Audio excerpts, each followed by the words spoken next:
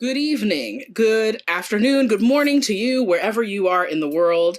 I am Tigress Osborne. I'm the chair of the National Association to Advance Fat Acceptance and the host of the NAAFA Webinar Series. Welcome to this evening's edition, a special Fat Liberation Month edition of the NAAFA Webinar Series. We are joined today by Brena Jean, who I'm going to introduce you to in just a quick second. Right before we do that, just a couple of housekeeping tips and information for those of you who've never been with us. If this is your first time with us, NAAFA, the National Association to Advance Fat Acceptance, has been working since 1969 to make the world a better place through education, advocacy, and support of fat people and fat positive people who support fat people. You can learn more about us at our website, NAAFA.org, or by following us on your favorite social media. We are NAAFA official on most of the things. We are more active on some of the things than others, but we're going to get there, y'all. So just go ahead and follow us, and then you'll see us when we start popping up more. Shout out to our social media director, Tamra, who is working hard to increase our engagement all over the internet. And there's lots of exciting stuff from us for Fat Liberation Month on our Instagram and other social media spaces. So please check that out. We are joined today by our friends from Pro Bono ASL. And you can learn more about Pro Bono ASL at probonoasl.com. We encourage you to support their work all over the United States, interpreting for all kinds of events and increasing accessibility. I want to tell you that even though we are meeting in virtual space, I am joining you from the greater Phoenix area, Atham land. We encourage you to learn about the ancestral peoples of your land and to support those communities in real time now. We've been made aware of some debate about whether land acknowledgements is helpful or harmful. And so we're exploring that. If you have things you'd like to share about that with us, please use the contact form on our website. In the meantime, we're going to continue to at least acknowledge the folks whose lands we're on, and we encourage you to do the same. If you're with us live, please share in the chat. If you're seeing this later on YouTube, it's super easy to find out whose land you're on if you don't already know that. The answer is just to Google away. And I'm going to actually not give a huge introduction of our guest today because I know she has a presentation for us that explains a whole lot about who she is. But I want to introduce you to the Brena Jean, who you can find as the Brena Jean with one E. I always say it like it's like Meg Thee Stallion. I say this to all our guests when they have a "the" in their thing. We are so happy to have you here. Brena's going to talk about lipedema and other aspects of medical diagnosis, anti-fatness, intersections of those things with other identities. So I'm going to actually just turn things over to Brena now, let her introduce herself and get started, and then we'll have time later for questions. Thank you. Tigress. Hey. Thank you so much for that. Thank you all for joining. I have a little presentation. I'm going to slow down for ASL. So I'm just reminding myself to slow down so ASL can capture what I'm saying to you. I have a little bit of a presentation that will share some of my story and what I've learned along the way of getting diagnosed and living with lipedema. And I may not hit every single topic in my presentation because I want there to be enough time for questions, even for Tigress to ask me questions. However, I'll go over things that I find important. So I'm going to share my screen. Is that okay to do with you all? Yes. Yeah, Tigress? Yes. Yes. Okay. Able to do that. Yeah. So I'm going to go ahead and share. And you guys, or you folks should all be able to see my screen now.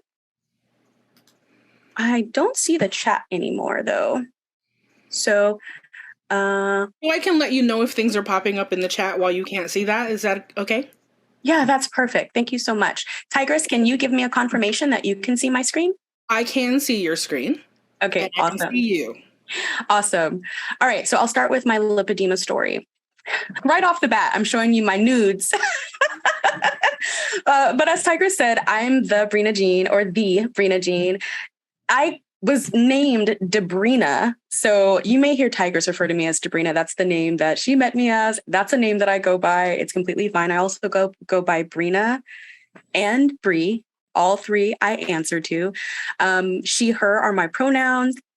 I'm an engineer during the day, and I try to do some lipedema awareness advocacy in and throughout my life wherever I can squeeze it in. I live in North Carolina. I want to avoid giving out my exact location, but I'm originally from the San Francisco Bay Area. So I've just moved here to North Carolina, and I'm looking into what indigenous land that I'm on. So pardon me for that. I'll start off with a disclaimer. I have ADHD, so I'm going to be looking at my phone for notes, and I'm going to be going back and forth between my phone and the presentation. But right off the bat, I'm not a doctor. I'm not a healthcare worker at all. I am a lipedema patient, as well as an Ehlers-Danlos syndrome patient. And I'll be talking from that perspective of being a patient. This image that you see here is actually a really pivotal image because I'm in a bathroom stall at my old school. It was the only place I could get this photo taken. This was sort of my last straw. I attempted to get diagnosed by other doctors, and it didn't go well. It didn't go well at all. I was told that I was trying to get away with having a liposuction as opposed to losing weight. I was told that I was just trying to get over on a system, and that prolonged my diagnosis for another year. I learned about lipedema late one night on YouTube, and I saw Dr. Amron talking on a show called The Doctors on YouTube about lipedema. And there was a Black woman who had her legs exposed on the show. And I'd seen legs like hers. They weren't quite like mine, but I'd seen legs like hers before. And as Dr. Amron talked about some of the symptoms, I started realizing that maybe this is what I was experiencing. And that led me to go seek out a diagnosis. And as I said before, it didn't go well. So I ended up asking a student, a Black trans woman at school, who's the only person I trusted to come in there and see me exposed like this. As you can see, my eyes are turned away from her. I couldn't even look at her. I'd never taken a full body picture and posted it online, let alone shown it to people in a Zoom here or taking a photo like this in front of a friend. But she helped me take these images to get to Dr. Amron, and he was the doctor that eventually diagnosed me. So lipedema, and we'll get more into the definition of lipedema and what it is later, but you should know it's progressive. Over time, my body changed. As you can see, when I was younger, at about 5 years old, I didn't have a lot of symptoms of lipedema. Parents didn't think there was anything different about me. They weren't alarmed at anything. I was hypermobile or flexible, and they just bragged about that. They didn't think that was a symptom of anything. I will ask for Tigress's help on this. Looking at these images, can you guess what age I was when I noticed that my body was different? I like to ask this question. Tigress, can you help by letting me know what people are saying in the chat? Absolutely. Friends, let us know what age you think is the one. I actually see the chat now. Okay. I'm sorry. I learned how to open it. So I see 11, 13. Interesting. 11. I'll take a couple of more guesses. 21. And then I'll tell you when I realized that my body was different. It looks like they've slowed down before 11. Interesting. I was actually 11 years old, and it was specifically this day. It was this day. I'd seen this picture of my legs in shorts, and I was honestly, at that age, I was really mortified. I look at it now, obviously, as an adult, and I'm not, but I was mortified, and I was also wondering why other people's legs didn't feel like mine. They didn't move like mine. And I think I couldn't run like other kids. Like my legs felt really, really heavy. And I was never able to run the way I wanted to. I've always wanted to run, my goodness. But I was 11 years old when I knew that my body wasn't quite like the other kids, even the other chubby kids or fat kids on the playground. I was a little bit different. And I didn't have the words to really articulate how I felt different. But around 11 is when I began to obsess about legs. And I would stare at other people's legs all the time, constantly comparing, which is not the best thing for my mental health. And it helped me make a lot of comparisons that led to me understanding my symptoms. I wasn't diagnosed, however, until I was 38 years old. So I knew at 11 that something was different, but I wasn't diagnosed until I was in my 30s. So I mentioned to you before that I'd never really shared images, full body images online. In 2020, right after the pandemic began, this is when, or right after shutdown, I think happened. This is when I shared my first images online, was in a blog. I decided that I was going to hide, or not hide anymore. I was hiding for a very long time. Actually, I'll go back here. You can see the evolution of how I dressed, right? Where I was free, I had shorts on, my legs were out. I was wearing short sleeve shirts when I was 13. And then all of a sudden, 14, 15, and 21, I'm covering up completely. And I did that for a long time. And 2020 is when I stopped. I wrote a blog, and I'm just going to read the excerpt. Your opinion about fat bodies and what they eat and how they exercise is more about you and your fears than fat people. When you dump your concern on fat people, you're really dumping your fears on us. And we have to go about doing the inner work you should be doing to deal with your fears. Can I make a suggestion to you for once? I suggest that you shift your fight against fat to a fight for liberation for all bodies. And this is from a blog post I wrote on my birthday, July 12th, 2020. And I shared these images, and I was terrified. I didn't know what people would say about my body. I'd never met half of my family because of how I looked, believe it or not. So I was really not sure how people would react. And it actually turned into something completely different, where people cheered me on, people were inspired, people started to send me notes about how they have lipedema and they were hiding as well. I didn't feel alone. And sorry, I'm getting emotional, but I didn't feel alone anymore in my story. And it kind of lit a fire under me to keep talking and to keep sharing and to keep showing up. I went viral. I created a video where I showed myself putting on my first compression. It was my first time attempting to take care of myself. I don't know if this will play. Let's see here. I have a condition called lipedema. It's a rarely diagnosed fibrotic fat disorder that grows the legs and sometimes the arms really big. Lipedema fat isn't losable, so you can't diet or exercise it away. Most people have seen lipedema, but they don't know it. 11% of all people assigned female at birth are said to have it. Very few people assigned male at birth have lipedema. It's often dismissed as obesity and ignored due to medical fat phobia. Here I am putting on arm compression to help reduce swelling and hopefully slow the growth of my arms. Aside from people warning me about my collapsing closet, folks responded. Most of them said they'd never heard of lipedema before. If 11% of women and people assigned female at birth have this, how come we don't know?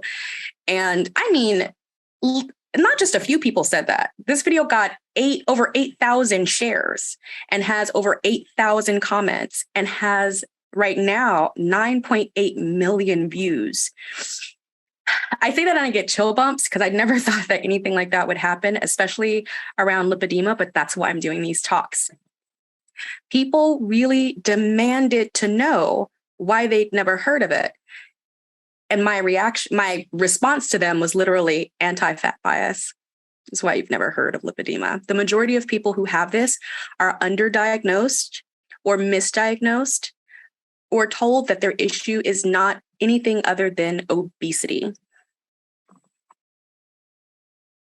Speaking of underdiagnosed, people. My mother was one of those underdiagnosed people. That's my mom in that picture, and that's me. And my hypermobile, very flexible arm. As you can see, I'm like, that should have been the early sign of maybe we should look into how flexible she is. But my mother passed away without ever knowing that what she was struggling with, the pains that she complained about in her legs, the way she struggled to stand up at work at the post office. She ended up losing one of her legs to cancer, and struggled a lot to keep up with work because of what we know now as lipedema. But she died without that diagnosis. Lipedema is a genetic disorder. So I've already said that it's progressive. You should know that it's also genetic. The majority of people who know that they have this also know where they got it from. Once you know that you have it, a lot of people go, oh my gosh, it all makes sense now. It's almost like all the puzzle pieces, not just yours, but a lot of people's puzzle pieces get put into place. If my mom were living, she would have had an understanding of the pain that she's managed her whole life, where it was coming from. That's one of the reasons I'm so driven to teach people that lipedema exists and what it is, because it's not just one person getting diagnosed. It's an entire lineage. Lorene Johnson, that's my mom's name, is a Black woman from Pine Bluff, Arkansas. She was born in 1945. My mom was born in a shack, and she was birthed by someone similar to a midwife. That's what she would tell the story, and she said someone like a midwife, because they weren't necessarily midwives. Black women have been dying giving birth for ages. So there were a group of women throughout the South who were trained to deliver babies safely back then. And that's who birthed my mom. I'm telling you a little bit about my mother so you can get an intersectional understanding of who she was and who I am as well. My mom was incredibly poor, and her family left the South to find work and a better life for themselves, and landed in Oakland, California, which is where I was born.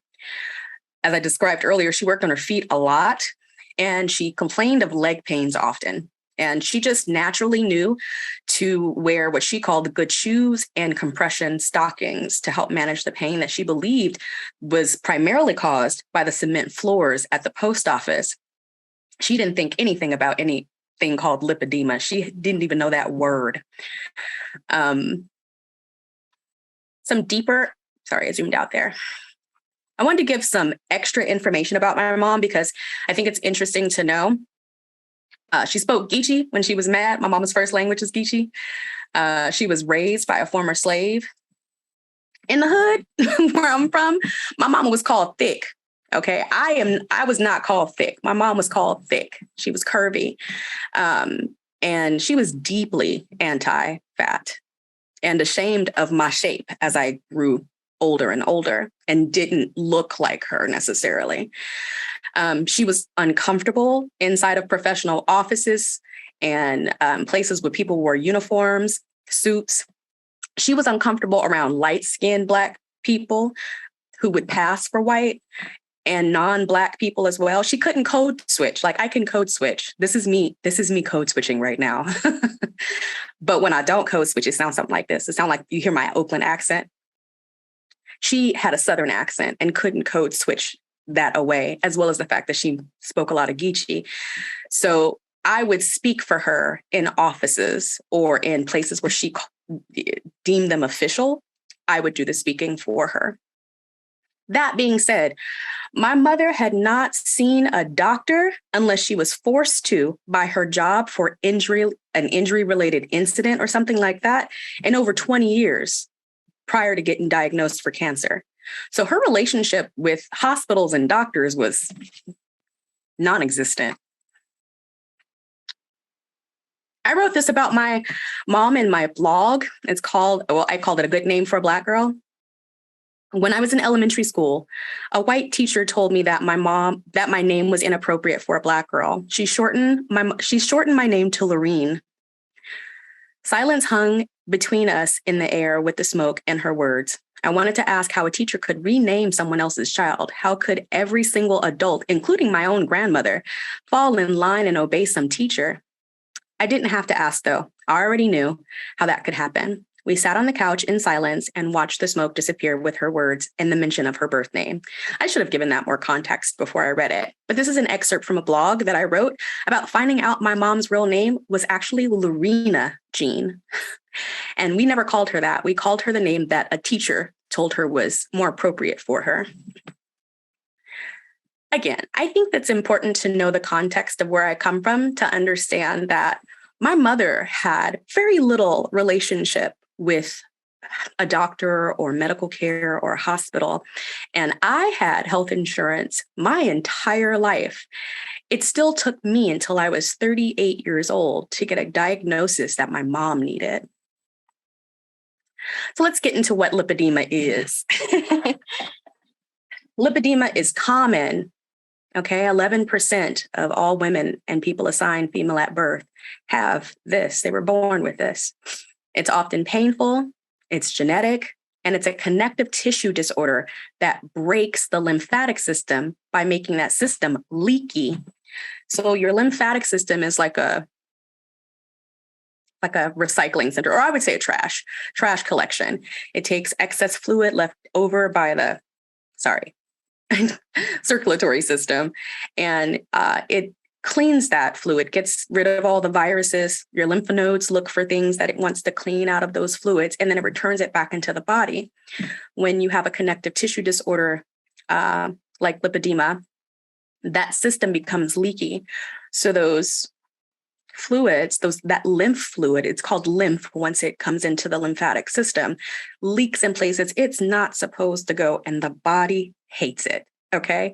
Leaky lymph leads to chronic inflammation and swelling. The body produces disordered fibrotic fat that's resistant essentially to diet and exercise.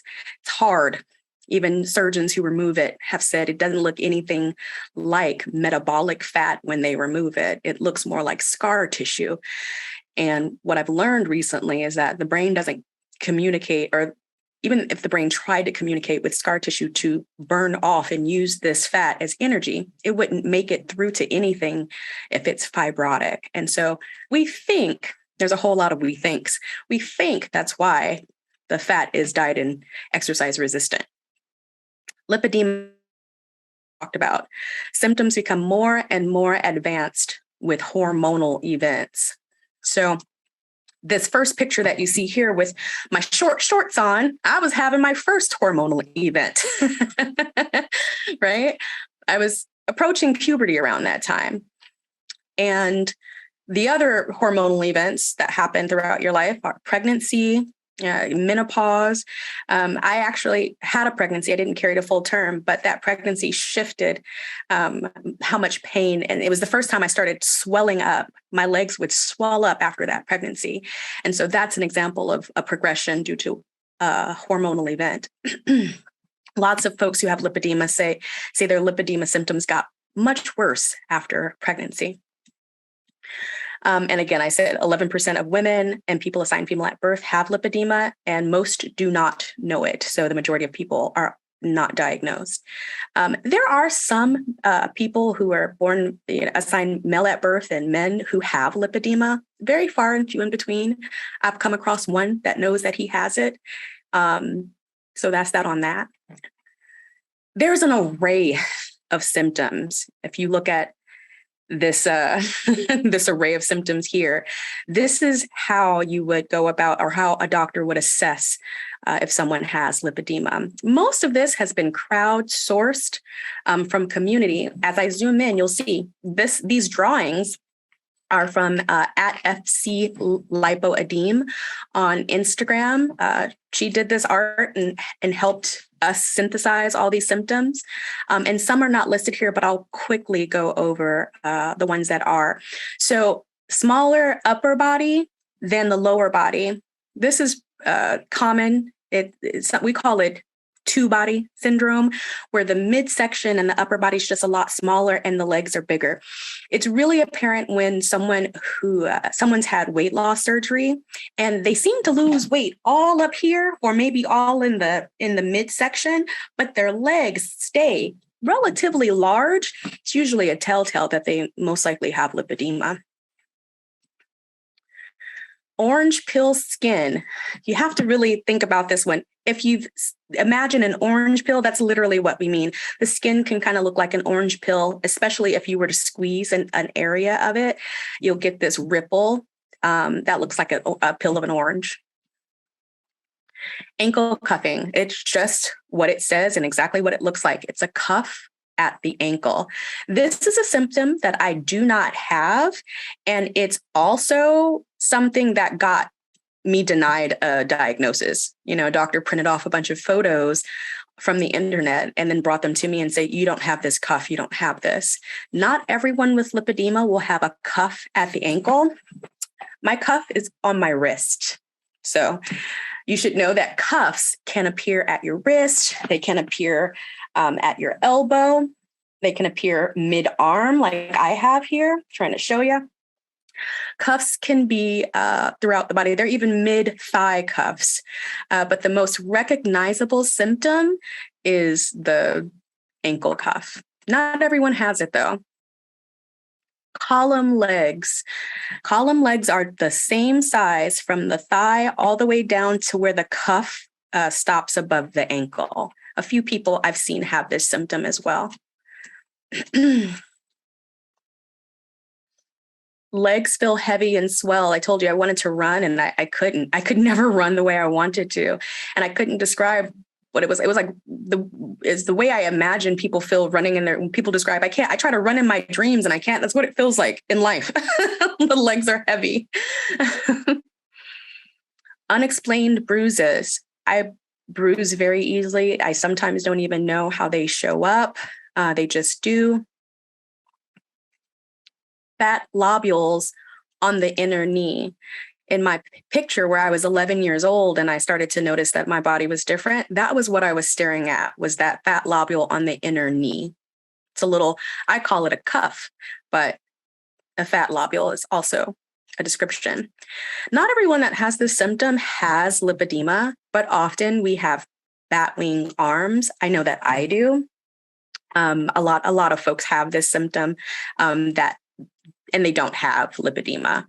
I would say if you have a couple of these symptoms, more of them than you don't, then to think about lipedema. Your body doesn't respond, or a part of your body doesn't respond to diet or exercise.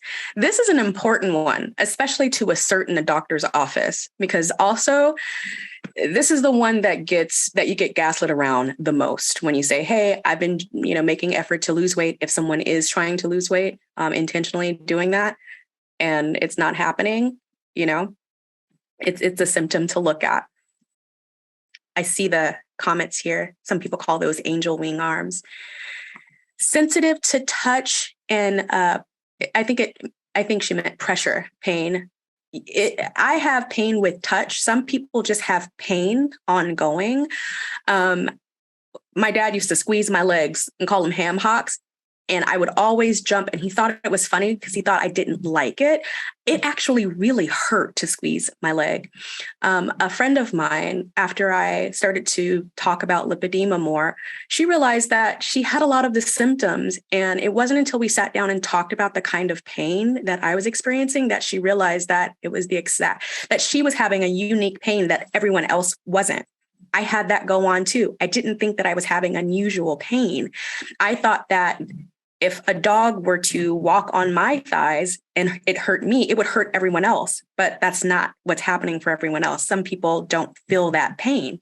That is excruciating for me, for a dog to stand on my thighs or for a baby to stomp on my thighs. That would bend me over. Okay.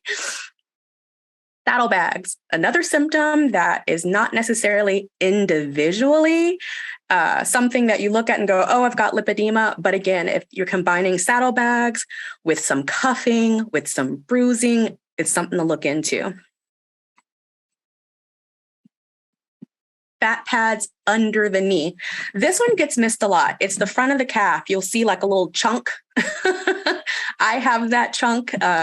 It's also a very tender area for most people who have that pad of fat right under the knee. If someone were to poke it, that would hurt me so much.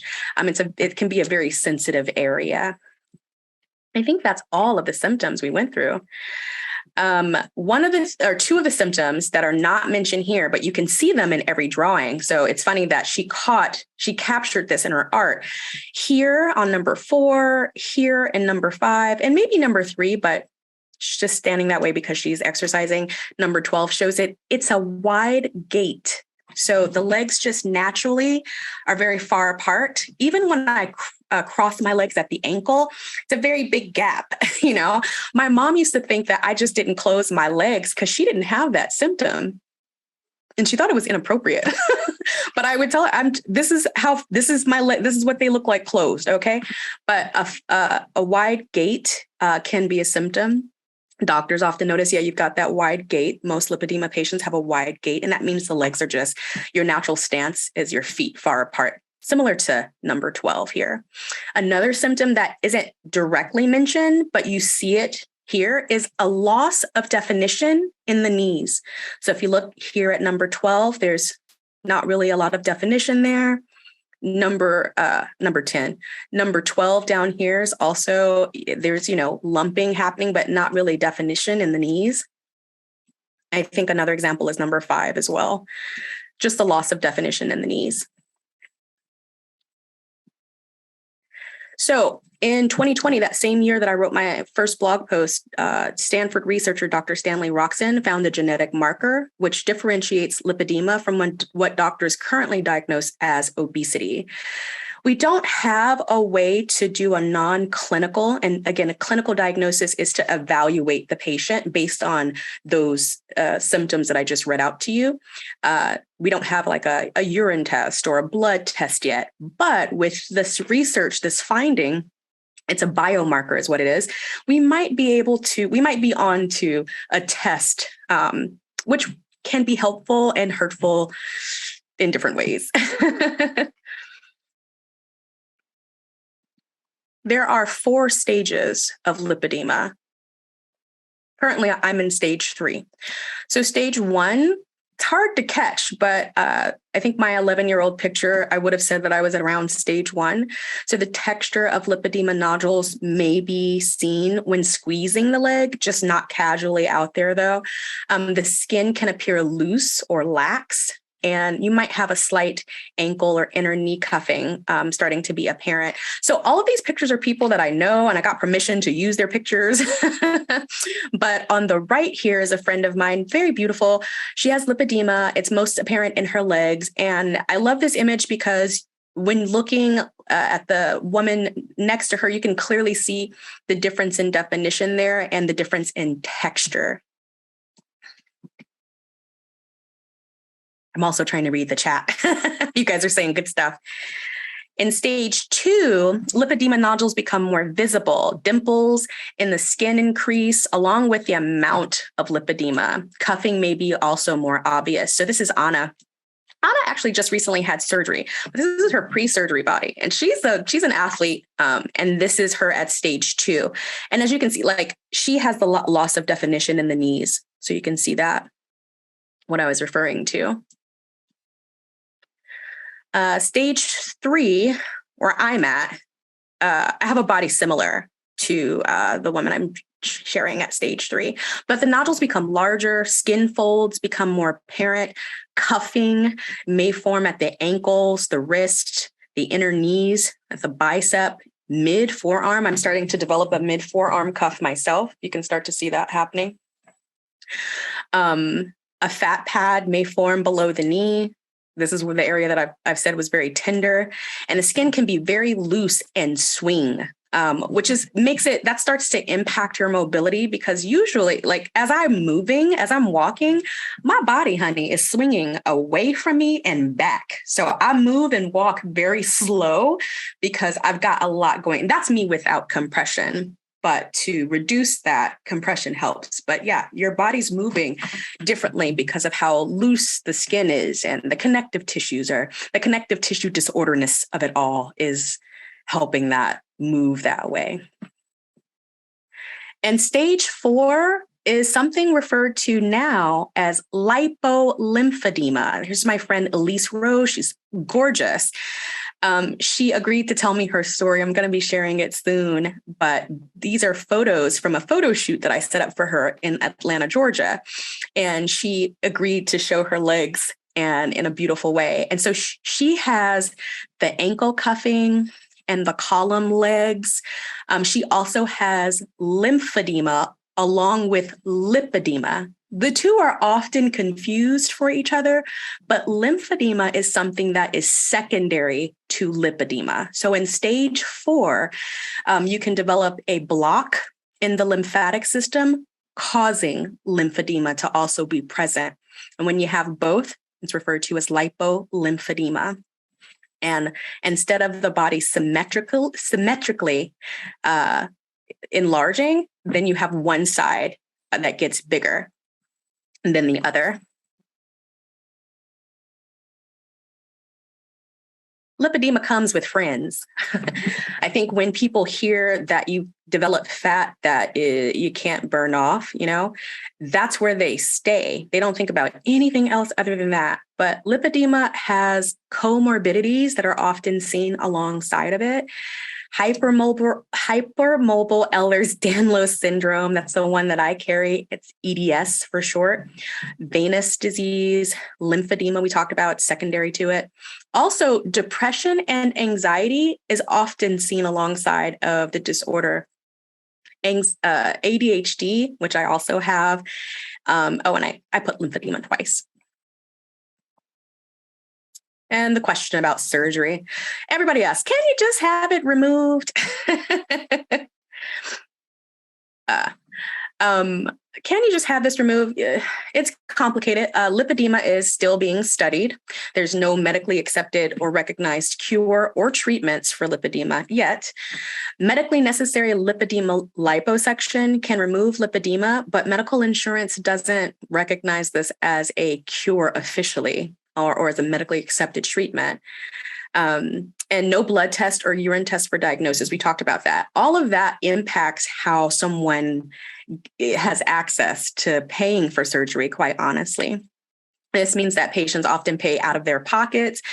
If you're late stage, this can cost anywhere from, I've been quoted $80,000. That's what that number comes from, my personal quote. So $40,000 to $80,000. I've heard people selling their houses, for surgery. Surgery often reduces pain, but doesn't always eliminate the need for lifelong compression or lymphatic pump needs. And care. So self-care is often the way of, that is a lot. Self-care is often the way of getting yourself cared for. And we use dry brushing to move the lymphatic fluids through the lymphatic system. Manual lymphatic drainage also does that. Lymphatic pumps often also does that. Very expensive. I just got my first lymphatic pump. It's been, I'm 41 now. I just got my lymphatic pump last month. So it's taken that long to get that approved. Wrapping and compression wear, often not always covered by insurance. The arm compression, thanks to the work and advocacy and fight from cancer patients to get that medically covered. Usually, if you have insurance, you'll probably be able to get that covered. And that is definitely on the backs of cancer patients that did the work to make sure that happens. Leg compression, I think that's up to us now. We got to fight for that. It's not often covered over and over again, as many times as you'll need to change your leg compression. Vibration, you can get a vibration plate, is what I use. Swimming is a natural compression. If you get into a lot of people with lipedema live inside of a pool. We love it there. It's because you get full body compression. And then, of course, liposuction if you can afford it. And then if you want to attack this with your diet, you can try anti-inflammatory. Some folks swear by keto. I'm a vegan most of the time. Whew. I want to stop there. Tigress, I see that we are getting close to the time, and I know there are questions that we want to be able to get to. Is it okay if we stop your screen share so we can see the big you? Okay. The big me, yes. So thank you for all of that information. I'll A start lot of with a couple questions while folks enter things into the chat. I do want to just read a couple things from the chat that I think popped up before you could see it. Jess points out that for comparison's sake, 13% of people assigned female at birth get breast cancer, and so it's actually not that much more common than 11% getting lipedema. But how many people do you know who don't know what breast cancer is, who've never heard of breast cancer? We also have, let me see, sorry, scrolling. Kathleen asks, so Kathleen points out that they've also heard that a string of pearls or a feeling of marbles is part of lipedema. Will you say a little bit about that? Yeah, so the lipedema nodules themselves, they can range in size, by the way. So the string of pearls would be like a sort of, I would call them medium compared to the largest nodules I have. And some people say it feels like a bag of marbles when you touch someone. I've had some when doing my nails that was touching my arm. It was a weird transition. She went from doing my nails and she was putting the lotion on my arms, and she goes, "You feel different." And thank God I knew I had lipedema, and I said, I am different, but the texture in my arms feels like that string of pearls that you're talking about, or I call it like a bag of marbles. It's what it feels like. Nodules can get very large to like half the size of my palm, though. So they can get like pebble size too. Someone else says, or a bag of frozen peas. Yes. Recognize that. So I want to ask you about, first of all, I want to say for our audience, part of fat liberation work, especially in the contemporary setting, is really resisting the designation of obesity as a disease itself. And, we're attentive to the use of even using the terminology obesity to talk about fat people. It's almost impossible to talk about the medical world without that terminology coming up. But how much, so I just want you to elaborate a little bit more on what you mentioned in your presentation about the fact that people thought it was just obesity was part of what prevented you from getting a diagnosis. Of course, we know that there are lots of conditions that are not diagnosed correctly because a medical professional is saying that it's just that you're fat, it's just that you need to lose weight, it's just that you should try harder or whatever. So certainly folks who are listening or watching who have experience with other conditions, diseases, whatever, recognize that experience. Is there something that's even more specific about it to lipedema? Even more specific about that experience of being gaslit? Yeah. I would imagine part of it is because doctors too are not as well versed in what lipedema is, right, as they are with some other. But what else? So one of the things that a doctor, and I'm sorry, I'm talking fast because I know it's the time, but one of the things that doctors have been exposing in the exposing of lipedema as it comes closer and closer to the surface of mass understanding is that when they were in medical school, there was about a paragraph about lipedema. They didn't know anything about it. It wasn't prioritized in medical schools. As well as when you get diagnosed when you finally get a diagnosis, that's not the end of the road.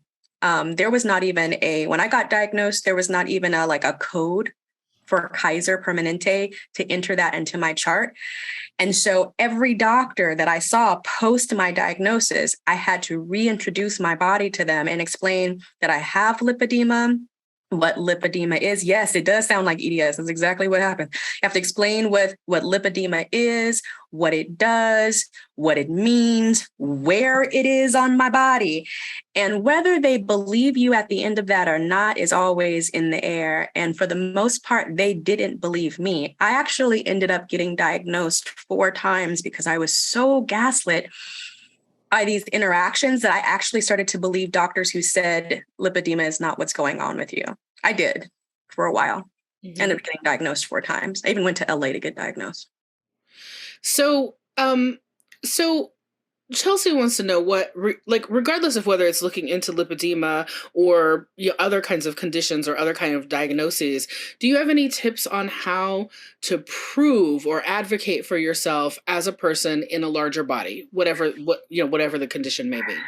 honey, I had to play their games, and I had to move, what do you call it? Dodge and move or something like that. So playing their games, I had to write down everything I was eating for at least 3 months.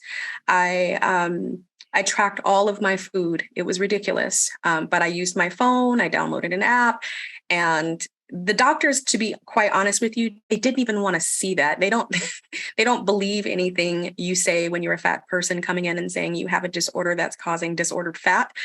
So I literally had to shove my phone in the face of a doctor.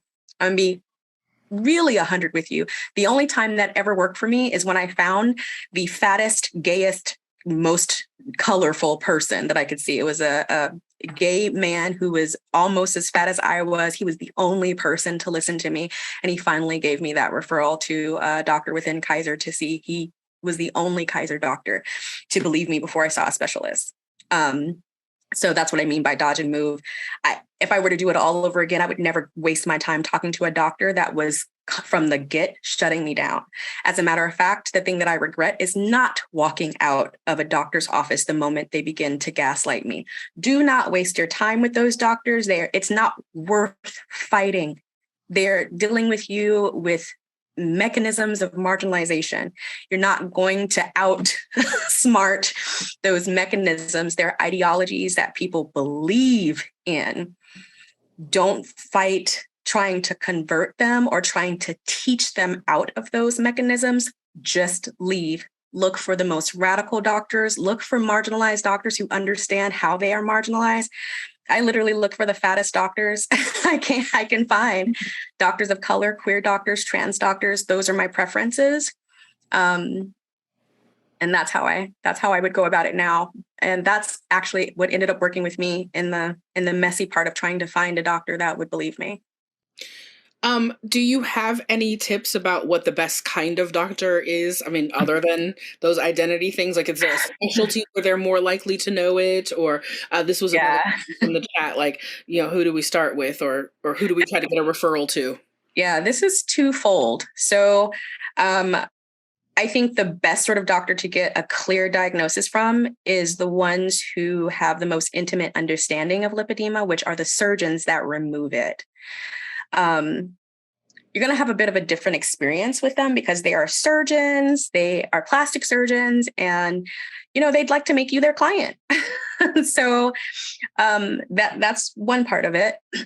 However, you will get a clear diagnosis and even a more of an understanding of where your lipedema might be present. They work with so many patients that they understand your pain. The other type of doctor that I would go to see, and it's not a specialty because I thought that going to see a dermatologist would give me the, best possible outcome. That was the worst thing that ever happened to me, is going to a dermatologist. I ended up running out of Stanford. But again, doctors who are radical doctors, because even if they cannot diagnose you, even if they don't have a good understanding of what lipedema is, the most radical of doctors will take your lead. I had a doctor once tell me what you need me to do, and I will do it. Mm-hmm. That is the doctor that you want to work with. She was a young doctor, radical doctor. A lot of and I know I'm saying radical doctors. They're not a ton of them out in the world, but there are definitely more of them since COVID. COVID has radicalized a lot of physicians and a lot of healthcare workers, not just doctors, but nurses. Nurse practitioners, a lot of them are thinking a lot differently about humanity and how they doctor. So that's the second type of doctor, because if you can't get to a surgeon, that doctor will advocate for you to get wherever you need to go. Suzanne points out that ASDA, the Association for Size, Diversity, and Health, has a small list of fat-friendly healthcare providers. There's some other internet resources. Are there any particular resources you want to shout out? And also, are there any particular places you want to shout out where people who have lipedema or think they have lipedema might be able to connect with each other? It sounds like connecting with other people with lipedema has been a huge part of your journey. It's been the one that's turned everything around for me. There are several Facebook groups. I'm on Facebook mainly for the groups now. Facebook groups are great to crowdsource care and symptom management, and even talk about doctors, literally naming the doctors and the locations that they're in. And as you're saying this, Jess is adding to the chat that saying, shout out to Facebook groups, and also pointing out that people can ask for specific referrals in their area and things like that.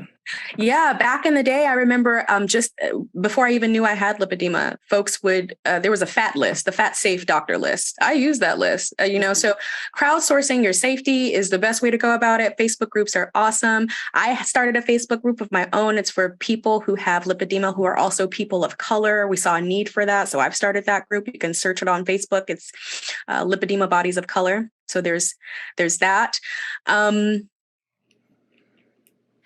Also following folks on Instagram who actively talk about their lipedema too. There's a few of them. Lipedema Fitness, I think, is one. There are a couple of, you can just search the lipedema hashtag now. There's a lot of us now talking about our lipedema experience.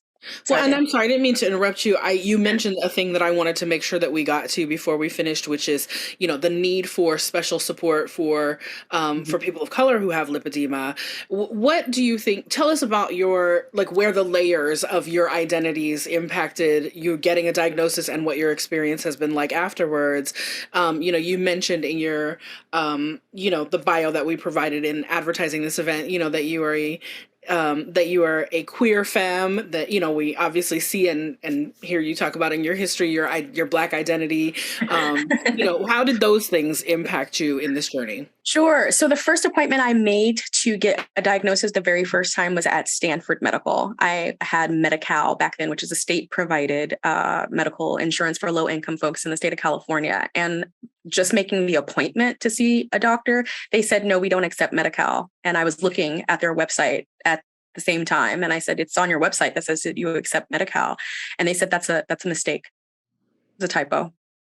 I had to call back 4 times to get to a person. And when I got to the person, again, just get off the phone. Don't try to convince those folks.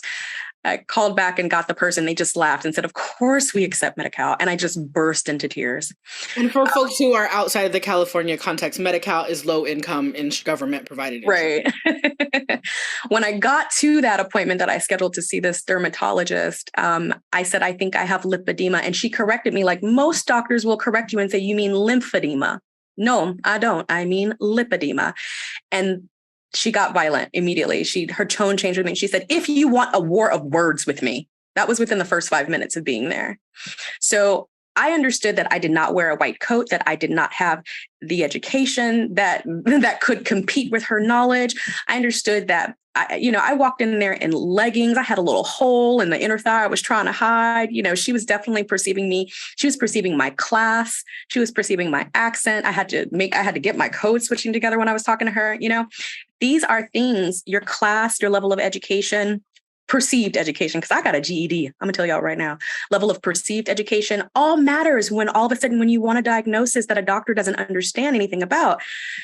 I have done all this research to learn how to talk about the lymphatic system and fibrotic fat, not because, I'm just enjoying researching medicine from now on. It's because this is how I have to suit up to survive, to survive an appointment with a doctor.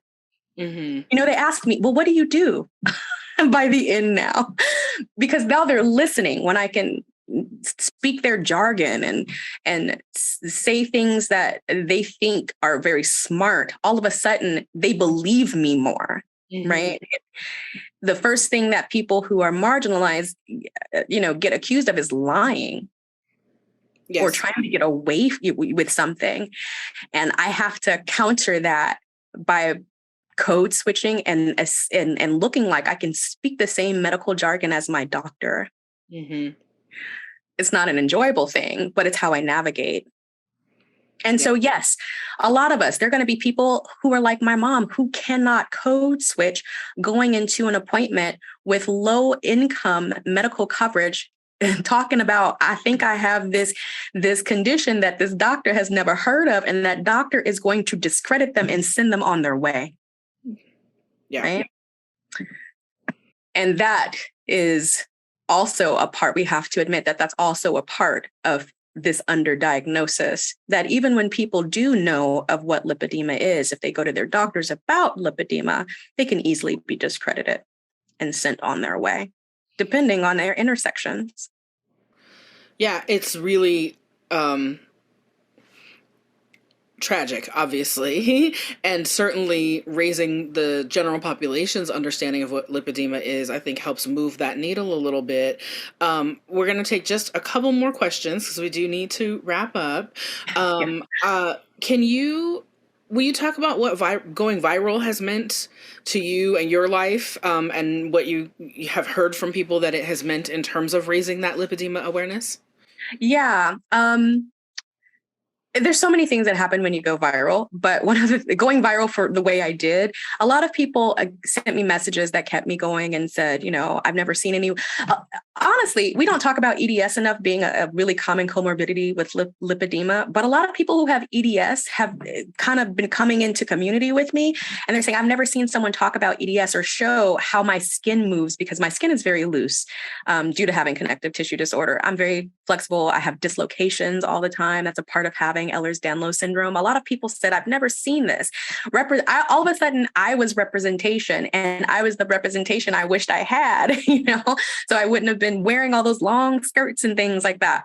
But it's also meant that I've been highly visible to be attacked, going viral. Interesting that all I did was put on compression wear on a video, and 10, nearly. Yeah. 10 million people nearly, flocked there and shared this over and over and over again. I've been made fun of, people tag their friends and say, in the video and go, this you, this is your girlfriend, is this your, they do that whole thing. And I let it go because the payoff, I don't let it go because sometimes, let me be honest with that, sometimes I'm drinking. Okay. Sometimes I can't drink because flares me up. But, sometimes it's hard to look at, I can't open my TikTok every day and look at my comments because that video is still growing and people are still watching it and sharing it and commenting on it. A lot of people, just knuckleheads will say, there's no way that you can't burn off fat. That's not the way. They want to have a scientific argument with me. I'm not a doctor. Their degrees in nothing. Yes. Yeah, for sure. And then there are a few people who said, I think this is what I have. Lots of people say, I think this is what I have. And they, send me a note. I didn't put this together until I saw this video, and I'm going to talk to my doctor about it. And I had never heard of this before. It's been interesting. People see, I'm a little nervous that people will see me out on the street at some point. Only one person has done that. I'm not famous or anything like that. But, I don't want someone to say what they're willing to say to me online in person. Right. Is the only thing that I'm worried about. Yeah. And we know that visibly fat people in internet spaces for, in all kinds of areas of expertise or areas of representation certainly experience that. I want to, unfortunately, we can't go through all of the questions that have been added to the chat. So I want to have you answer this one final one about compression wear, because I think particularly for, people who are larger sizes, that finding compression wear can be really a challenge. And so the question was about the degree of level of compression your garments are. I literally grabbed my garment to answer that because I don't know. I just got my first official, I got measured and they made a custom one. It's by Jobst, CCL2CG11. I'm just reading this because I have no idea. I don't see an MM on there. I may have to post that on my in a reel later on because I don't know exactly what this compression measurement is. But it feels good. I can tell you that. It feels good when it's on, and it's made to measure by Jobst, and it's flat knit compression. That's all I can give you right now. I'm so sorry about that. So we'll share that information, or if Brena puts that in a real communication, we'll share that so we can try to get that to you, Angela. And I just to highlight a couple comments before we wrap. Folks are talking about the just really resonating with your story, feeling affirmed that they should continue to advocate for themselves, whatever their people are mentioning variety of chronic illnesses and the way that doctors have been problematic with them as well, and just feeling really affirmed by your story of self-advocacy, talking about what a shame it is that you have to become such an expert in order to talk to the people who are paid to be the experts. Just gratitude to you for sharing your story. So thank you for that, Brena. If we didn't get to your question, please follow Brena. Lots of the things that people want to know more about are things that she's already talking about in her various social media videos and on her blog. Brena, will you just remind folks one more time where they can find you online? Yeah. So on Instagram and TikTok, I am the Brena Jean. You can follow me on Instagram and TikTok at the Brena Jean. And I have a website, www.brenajean.com. And soon YouTube. I have a YouTube channel and I'm going to try to make more content there. I just got to get my rest up. I'm tired all the time, y'all. But I'll be making more content for YouTube as well as the Brena Jean. Thank you for putting that in the chat. Thank you all for being with us today, Brena. Thank you once again for sharing your story. Lavender and Dresden from Pro Bono ASL, thank you for your labor and love in helping make this, add this accessibility element to our webinar series. Once again, you can find this and other NAAFA webinars on our YouTube channel, which is NAAFA Official, NAAFA Official on YouTube, and that is also our handle on most of your favorite social media platforms. And of course, we NAAFA is an all-volunteer board, but we do compensate our invited guests. We do compensate Pro Bono ASL so they can go out and do important pro bono work in other ways. And we pay our hardworking video editors. We do all of those things through the support of folks like you. If you are able to support and you wish to support financially the production of things like the NAAFA Webinar Series and all of our Fat Liberation Month events and other programming, please go to NAAFA.org/give. Thank you again for joining us for the NAAFA Webinar Series. We'll see you next time. Take care, everyone.